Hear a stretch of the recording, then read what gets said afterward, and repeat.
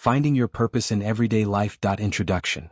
A world that moves fast and often demands more than we can give, many people find themselves quietly asking, what is the point of all this? The search for purpose has long been seen as a grand, elusive quest, something we might expect to uncover after years of soul-searching, career climbing, spiritual retreats, or life-changing experiences. But in truth, purpose is far more accessible, grounded, and present than we often believe.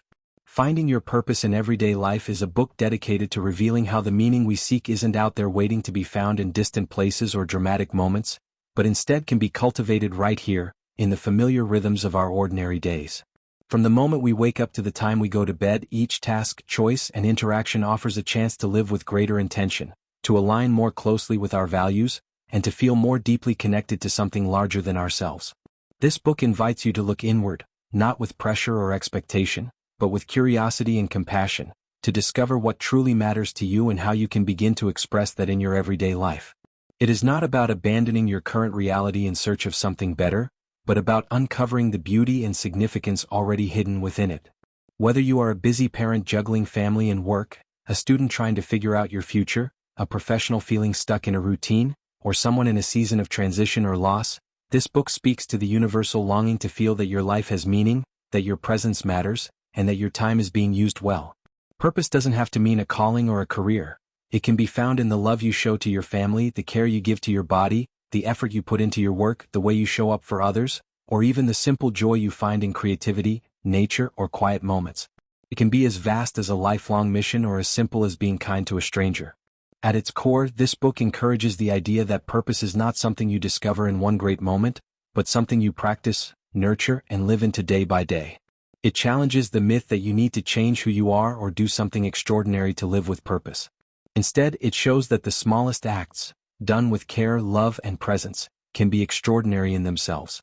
Through storytelling, reflective exercises, and practical strategies, this book will help you identify your personal values, clarify what fulfillment means to you, and learn how to integrate those insights into your everyday routines.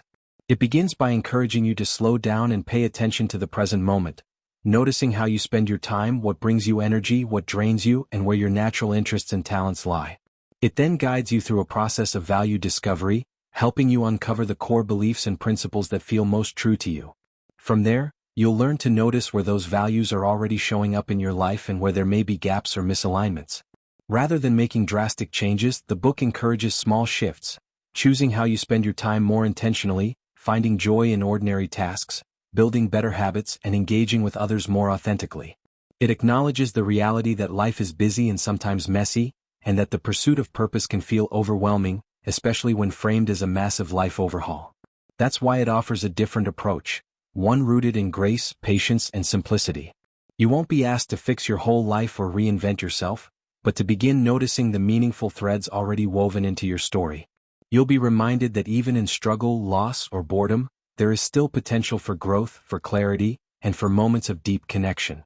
This book also explores how purpose is not static but evolving. What brings meaning in one season may change in another, and that's okay.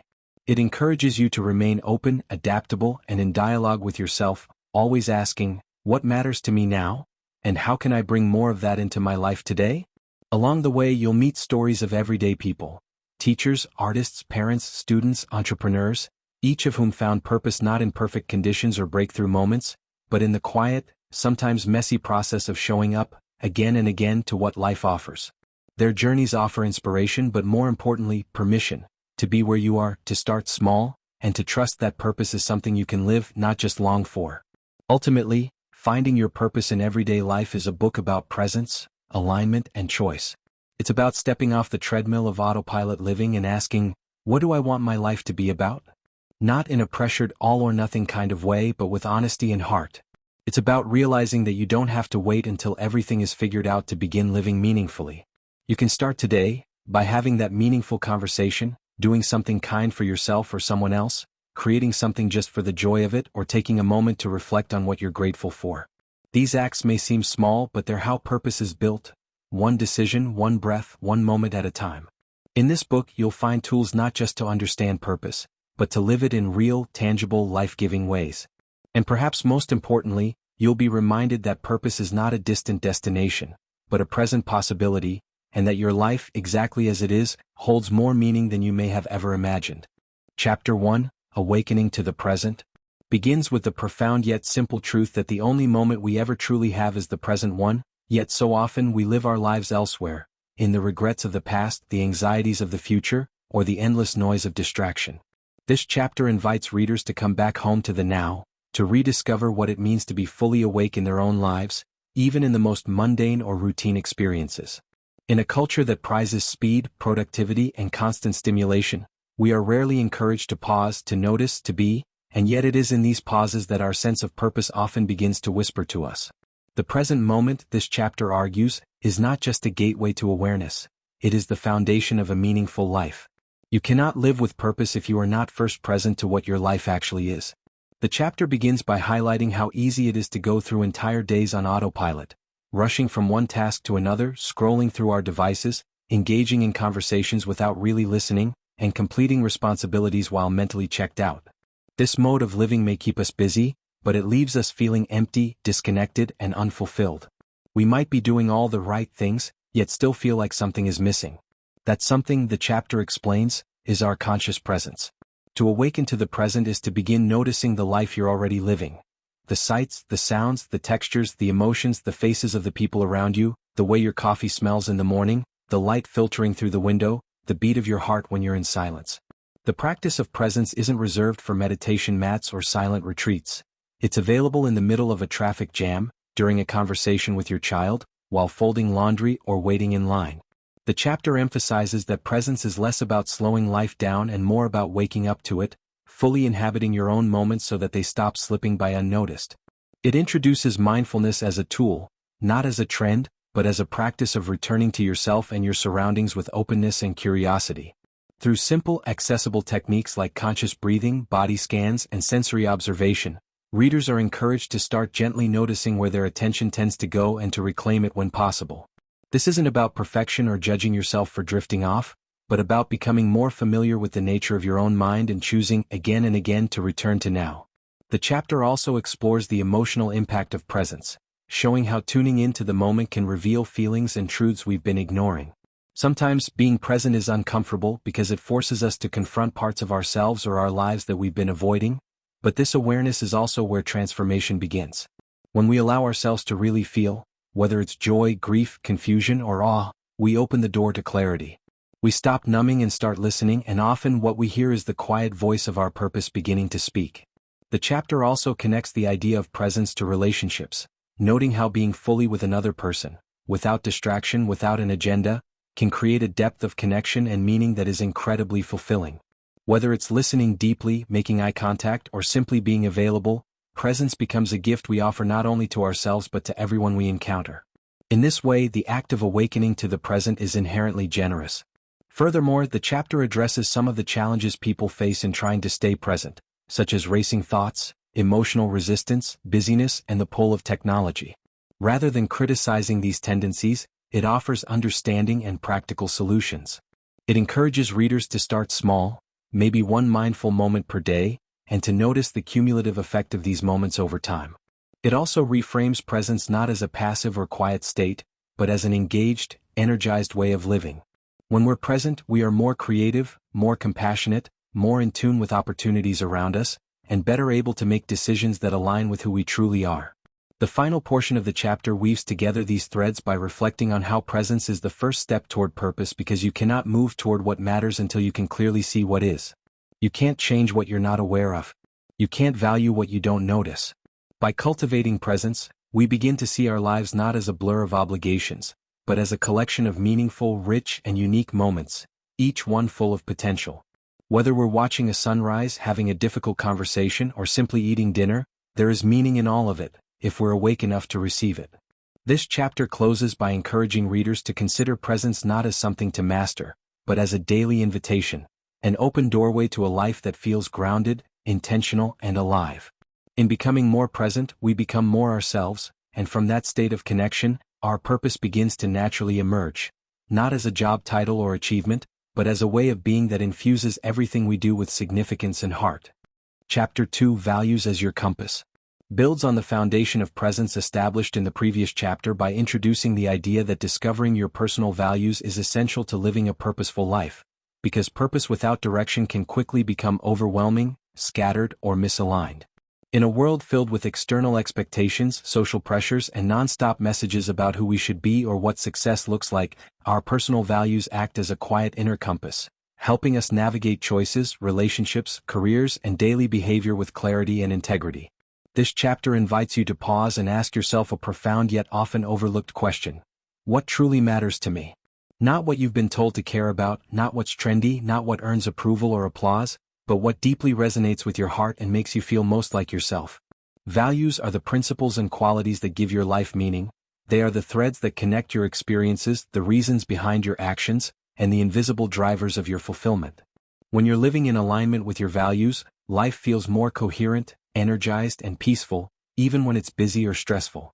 But when you're out of alignment, pursuing goals or maintaining habits that contradict what matters most to you, you may feel anxious, drained, resentful, or disconnected even if everything looks good on the outside.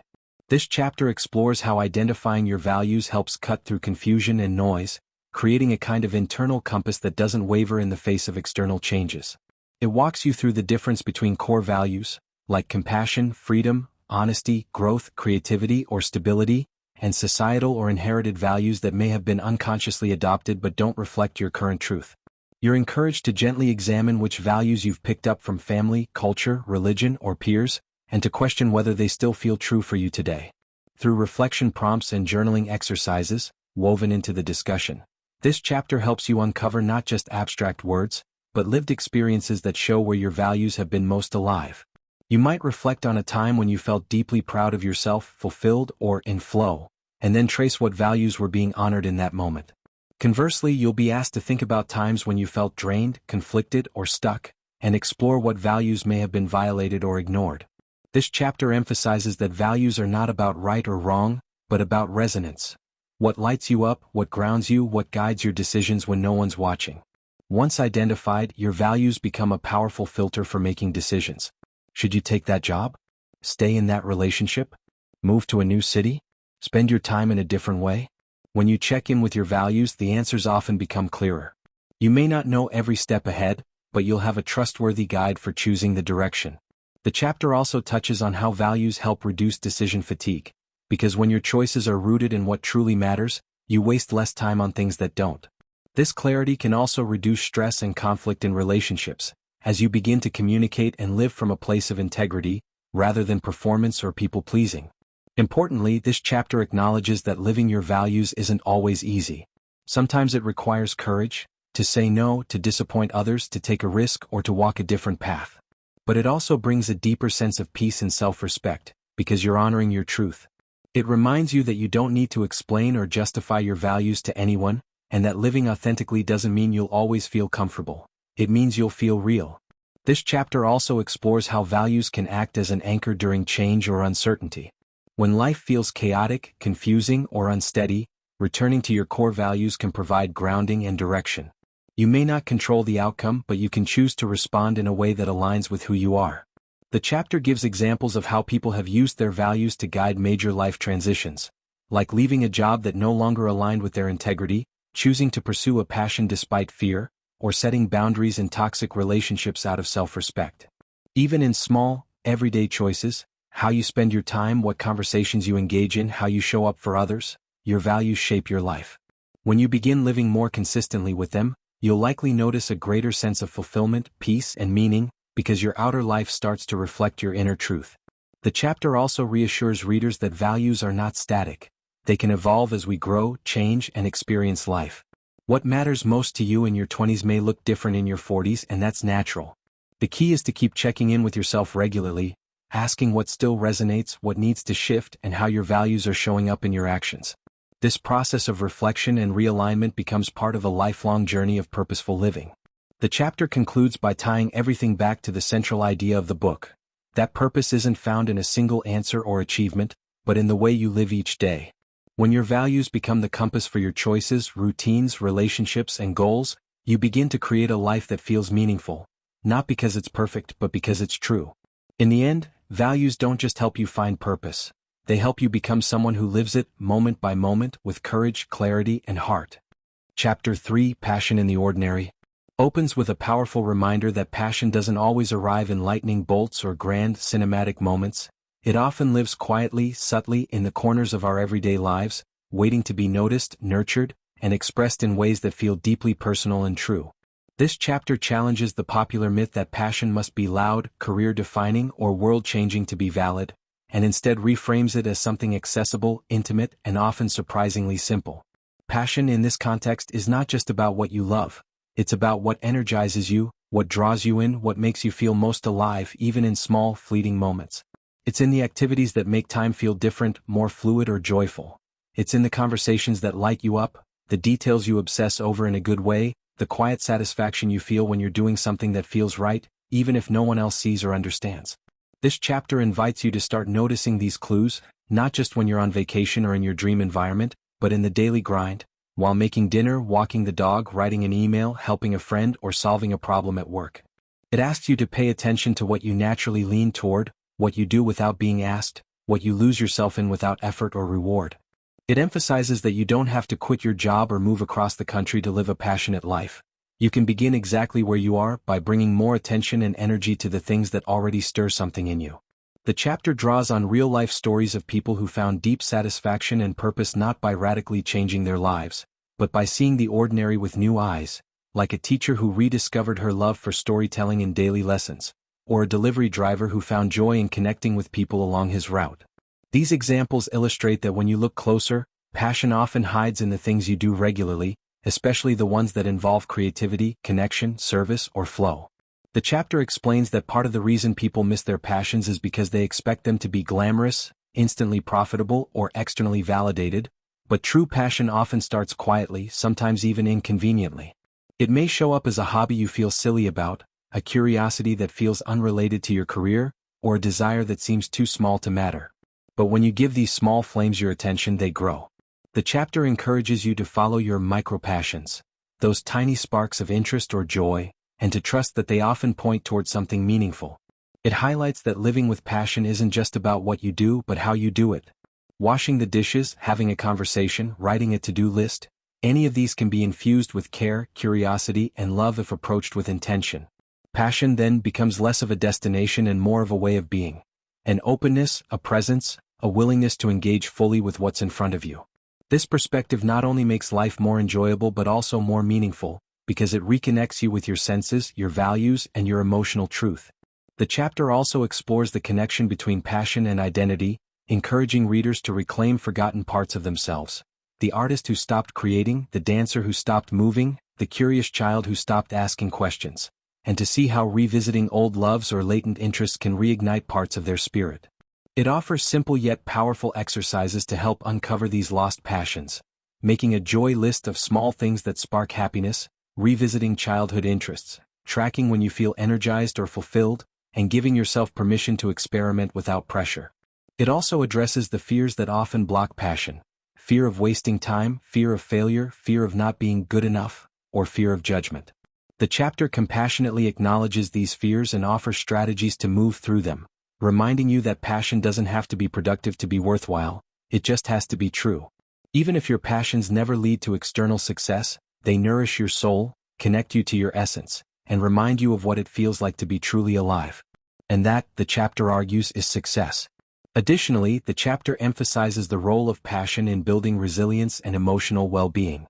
In a world full of stress, unpredictability, and routine, passion acts as a source of renewal. It gives you something to look forward to, something to pour your heart into, something to anchor you when everything else feels chaotic. It becomes a form of self-care, a reminder that your life is not just about obligations, but about joy, curiosity, and expression. Finally, the chapter invites you to think about how you might bring more passion into your days, not by doing more but by noticing more. Where can you bring more presence? Where can you follow your curiosity instead of your checklist? Where can you say yes to what lights you up, even if it's small or strange or messy? Living with passion, it concludes, is not about having all the answers, but about paying attention to what makes you feel alive and daring to say, "This matters to me." Because in the end, it's not the size of your passion that determines its power, It's your willingness to honor it, nurture it, and let it shape the way you move through your ordinary, beautiful, extraordinary life. Chapter 4: The Power of Service shifts the focus outward to reveal one of the most transformative truths on the path to purpose: that we find deeper meaning in life not just through self-discovery, but through contribution, through the ways we show up for others, use our gifts to meet needs beyond ourselves, and participate in something greater than our individual desires. This chapter explores the idea that service isn't about self-sacrifice or martyrdom, nor is it limited to grand gestures or official volunteer work. Rather, it is a mindset, a way of moving through the world with empathy, generosity, and intention. At its heart, service is about recognizing the interconnectedness of all human beings, the understanding that what we do, how we treat people, and the energy we bring into the world has a ripple effect. Whether it's offering kindness to a stranger, showing up consistently for a friend, mentoring someone in your field, or creating something that uplifts others, service allows us to tap into a sense of purpose that's both humbling and empowering. The chapter begins by challenging the cultural narrative that purpose is found only in personal achievement or individual success, arguing instead that true fulfillment often comes from shifting the question from "what do I want from life?" to "what does life want from me?" and even more specifically, how can I use what I have, my time, talents, experiences, or even my pain, to make a difference, however small? It explores the various forms service can take, from everyday acts of compassion to long-term commitments that align with your deeper calling, and emphasizes that no act of service is too small to matter. A smile, a listening ear, a thoughtful message, a shared meal. These moments of care and connection may seem ordinary, but they can be deeply meaningful to the person receiving them, and often just as meaningful to the person offering them. The chapter also dives into the paradox of service, that when we give, we often receive something intangible but powerful in return, a sense of belonging, gratitude, clarity, or healing. It shares stories of people who have found profound purpose not through personal gain, but through acts of service, like someone who turned their grief into advocacy, or someone who used their skills in tech to create tools for marginalized communities. These narratives show how service doesn't have to mean giving up your dreams. Instead, it often means aligning your dreams with the needs of others so that your success lifts more than just yourself. The chapter explores the emotional and psychological benefits of serving others, drawing from research that links acts of kindness and generosity with increased happiness, reduced stress, and a stronger sense of meaning. But beyond the science, it returns to the spiritual and human truth that service connects us to the bigger picture. It reminds us that we are part of a shared humanity, that our struggles are not isolated, and that we each hold the power to ease someone else's burden, even in the smallest way. It also acknowledges the fears and doubts people may have about stepping into service. What if I don't have enough to give? What if I get it wrong? What if I burn out? The chapter compassionately addresses these concerns by emphasizing sustainable service. Service that honors your boundaries, draws from your strengths, and allows you to give without depleting yourself. It encourages you to serve from wholeness, not emptiness, to understand that taking care of yourself is not selfish, but foundational to showing up well for others. The idea is not to rescue the world but to be a light where you are, with what you have, in a way that feels authentic to you. The chapter encourages readers to identify their own zones of service by reflecting on questions like: what breaks your heart? What moves you to action? What problems are you uniquely equipped to help solve? Where do your talents, life experiences, and passions intersect with a need in your community, workplace, or the world? This reflection helps move service from a vague idea to a living practice, rooted in your story and your strengths. It also reminds us that sometimes, the best service we can offer is simply our presence. Being fully there for someone, holding space without judgment, offering empathy without advice. In a world so full of noise and distraction, that kind of presence is rare and deeply healing. The chapter highlights how service can also be a source of healing for ourselves. When we channel our struggles into something useful, sharing our journey, supporting others going through what we've survived, turning our wounds into wisdom, we begin to rewrite our own stories with purpose and compassion. Service, then, becomes a bridge between pain and meaning. It transforms suffering into strength and isolation into connection. The chapter closes by tying service back to the overarching theme of finding purpose in everyday life. It emphasizes that service is not an extra task to add to your to-do list. It is a way of living. You don't need a nonprofit, a platform, or a perfect plan. You only need to ask, who needs love, support, or kindness today? And how can I offer it in my own way? Whether it's through your profession, your parenting, your art, your activism, or your simple daily interactions, service transforms routine into meaning. It lifts us out of our heads and into our hearts. It reminds us that life isn't just about what we can get, but about what we can give, and that in giving we often find ourselves, our healing, and our true purpose. Chapter 5, Resilience and Purpose Through Struggle, dives into the profound truth that some of the deepest and most lasting discoveries of purpose are often forged not in moments of ease or success, but in the fires of hardship, loss, disappointment, and pain. Rather than portraying struggle as something to be avoided or minimized, this chapter reframes it as a sacred space, an inner forge, where resilience is cultivated and clarity is born. Life inevitably brings challenge, whether it's in the form of personal failure, illness, grief, identity crisis, or external circumstances beyond our control, and while these moments may break us open, they also invite us to rebuild on more honest and enduring foundations. This chapter explores the idea that within every difficult experience lies an opportunity for awakening, not by denying the pain or rushing through it, but by moving through it with awareness, compassion, and the willingness to grow. Struggle has a way of stripping away what is non-essential, exposing what truly matters and calling forth the parts of us that are stronger, wiser, and more aligned than we ever knew. It challenges the superficial layers of identity and forces us to ask deeper questions. Who am I now? What do I really value? What kind of life do I want to create from this moment forward? Through deeply personal stories and reflective prompts, this chapter invites you to look at your own hardships not just as moments to survive, but as invitations to transform. It honors the full spectrum of emotional experience, anger, sadness, confusion, fear, even numbness, and insists that purpose is not found by skipping these emotions, but by staying with them, listening to what they're trying to teach.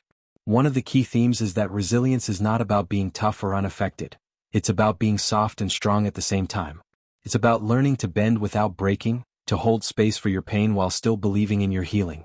The chapter explains that resilience is not something you either have or don't. It's something you build, often unknowingly, through every experience that asks you to keep going when giving up feels easier. And the beauty is, the more you practice this kind of inner strength, the more your purpose becomes not just an abstract idea but a lived, embodied truth that sustains you. The chapter also introduces the concept of post-traumatic growth, the idea that for many people hardship becomes the soil in which deeper wisdom, compassion, and direction are rooted. It shares the stories of individuals who emerged from personal darkness with renewed clarity, not despite their pain but because of it. A woman who lost her partner and later became a grief counselor. A man who survived addiction and now mentors others in recovery. An artist who found her voice through the silence of depression. These are not fairy tales with happy endings. They're real journeys of transformation that honor the messiness of healing and the courage it takes to keep showing up. The chapter also speaks directly to those who may still be in the midst of struggle, not with platitudes or false hope, but with deep empathy and the reminder that just surviving is a form of strength. It acknowledges that when you're in pain, it's hard to think about purpose, and sometimes the only purpose is to breathe, to rest, to take the next small step. That's enough. In fact, the chapter reinforces the idea that purpose doesn't have to be big or public.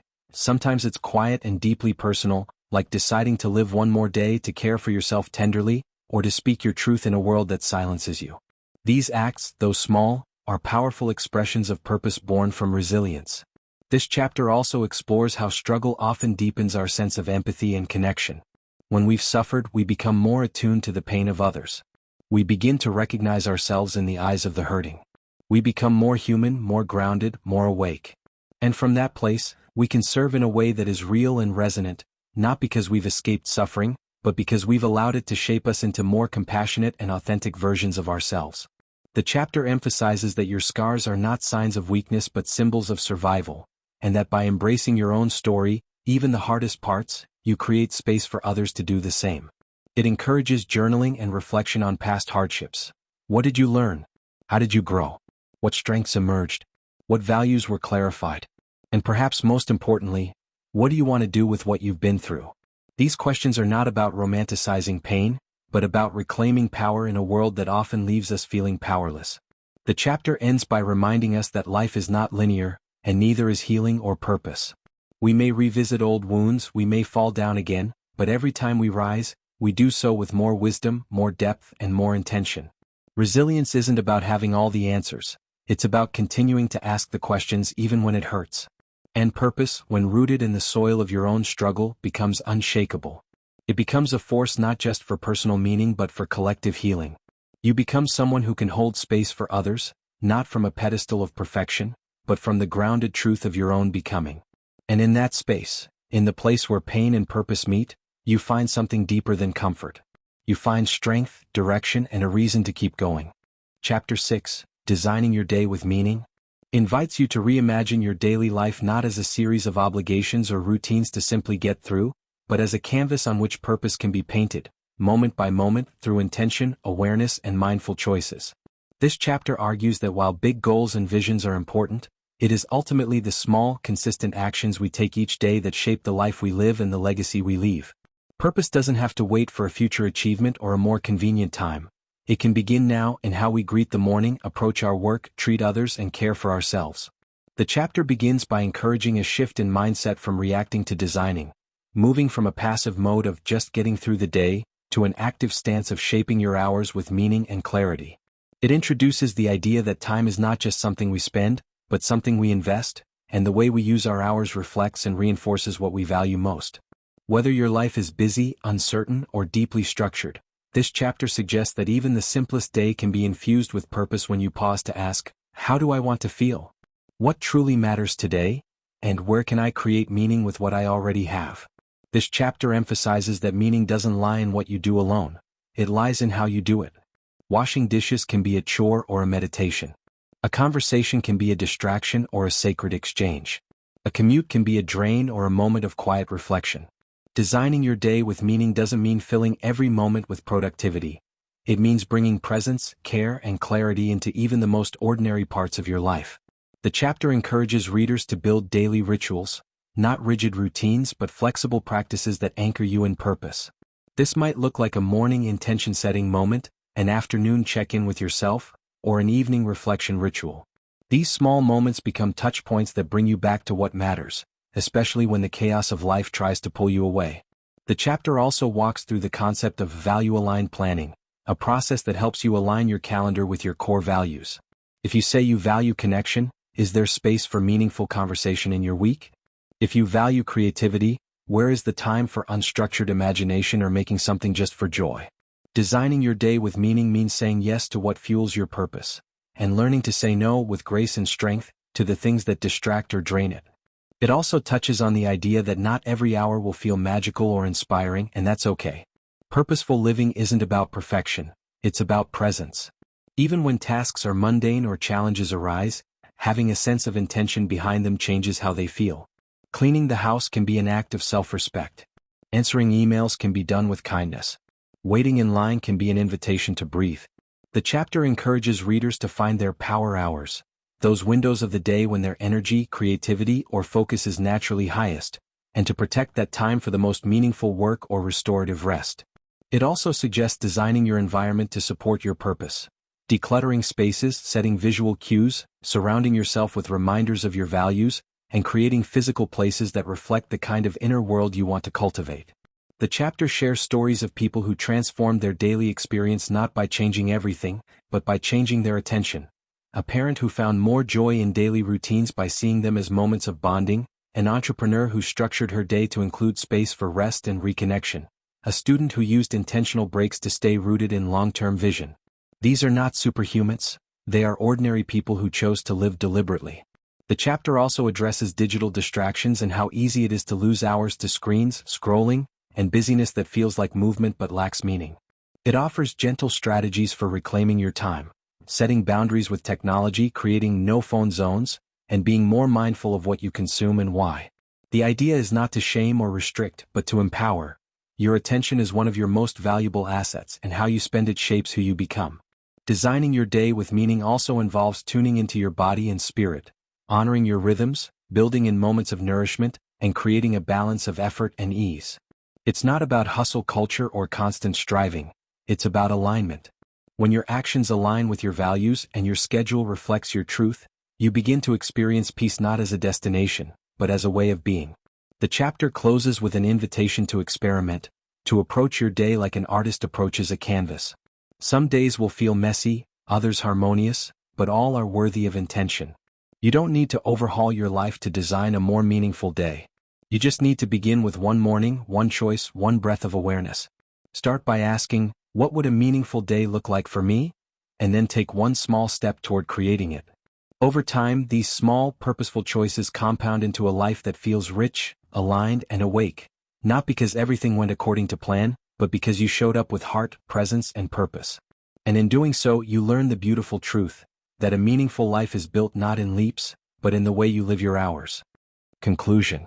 The conclusion of finding your purpose in everyday life brings together the key insights and emotional truths explored throughout the book and offers a deeply grounded invitation to carry those lessons forward, not as abstract ideals, but as living practices woven into the fabric of ordinary moments.